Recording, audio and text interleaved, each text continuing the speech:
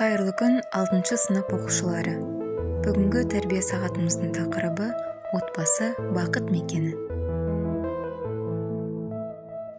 Тәрбие сағатының мақсаты оқушылардың отбасы туралы түсініктерін кеңейту, өз жанұясы туралы әңгімелеуге үйрету.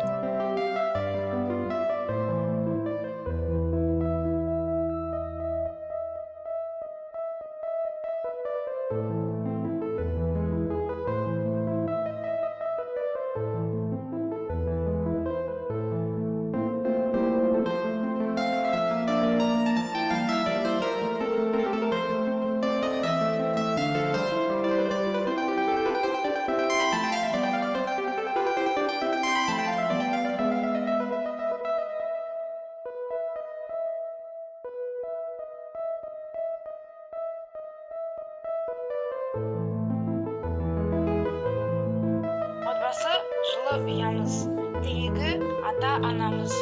Біз сүт еміп осында, болжып біздер өсеміз. Осында үлгі аламыз, осында адам боламыз. Еркелеп, ойнап, еліктеп, осында өсіп толамыз.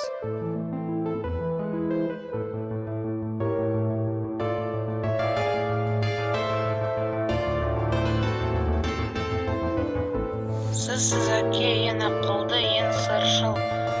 Сіз әке, ең жақыным, ең шыншыл. Шуақ шаққан қашанда асыл жүрегім жанымдасың. Менің бақытым, отбасым менің шаттығым. Отбасым барда ешқашан үзілмес менің үмітім.